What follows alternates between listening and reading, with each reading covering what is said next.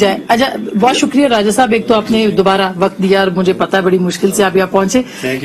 میں یہ جاننا چاہتی ہوں کہ یہ سارے حالات آپ نے وزیر اعظم کو بتائے ہوں گے، اٹارنی جنرل صاحب کو بتائے ہوں گے. آج اٹارنی نے کہا میں ریزائن کرنا چاہتا تھا لیکن ایسے حالات میں چھوڑ کے نہیں جانا چاہتا. کیا صورتحال ہے؟ آپ نے کیا سجیسٹ کیا گورنمنٹ کو اس وقت جب یہ سب پرپوزلز آ رہے تھے؟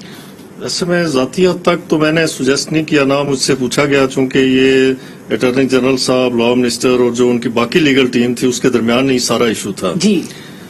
لیکن میں نے جو میری ریزگنیشن کی وجہ تھی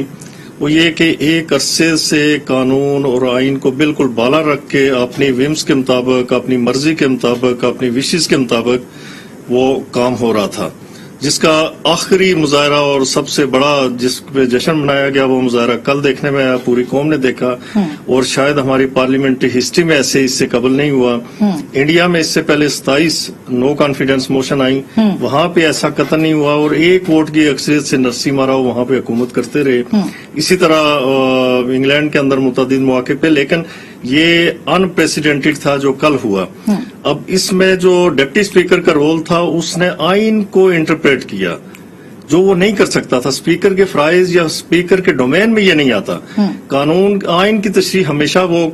کورٹ کرتی ہے، سپریم کورٹ یا ہائی کورٹس کریں گی، اور اس کے لیے بھی باضابطہ طریقہ کار ہے کہ جب آئین کی انٹرپریٹیشن کا معاملہ آئے گا تو وہ اتنا ڈیلیکیٹ ہوتا ہے، اتنا امپورٹنٹ اور پرٹیننٹ ہوتا ہے کہ اس کے لیے 27A کا نوٹس دینا ہوتا ہے جو ہمارا سول پروسیجر کوڈ ہے اس کے تحت اٹارنی جنرل فار پاکستان کو، کہ وہ آ کے ہماری معاونت کرے کہ اس لا کو، اس قانون کو ہم کیسے اس کی تشریح کر سکتے ہیں اور کیسے اسے ہم اگر کچھ اسٹرائک ڈاؤن کرنا ہے قانون تو وہ اس کے پیرامیٹرز کے اندر آتا ہے یا نہیں آتا. اب آپ نے تقریباً 60-65% ہاؤس کو کل غدار ڈکلیئر کیا، جو انتہائی سنگین معاملہ ہے. اسے غدار ان لوگوں نے اوتھ لے رکھا ہے، کانسٹیٹیوشن کے انڈر اوتھ لے رکھا ہے کہ ہم پاکستان کے وفادار ہوں گے اور نظریہ پاکستان سے وفاداری کریں گے. ان لوگوں کی لائلٹی کو آپ نے غداری کے زمرے میں ڈکلیئر کر دیا، آلموسٹ اس میں شک نہیں کیا بلکہ ڈکلیئر کیا، جس کے نتیجے میں آپ نے غداروں کی لائی ہوئی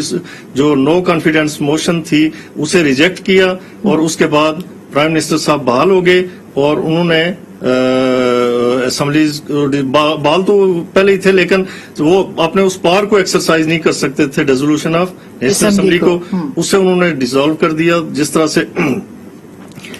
رشید رضوی صاحب نے فرمایا اور عرفان قادر صاحب نے کہ اس کے بعد ہر آنے والا کام وہ مسلسل آئینی بحران کا شکار ہے، آئین کی وائلیشن ہے. اب ان ہی غداروں کا جو یہ کہتے ہیں، ان کے بقول ہم نہیں کہتے،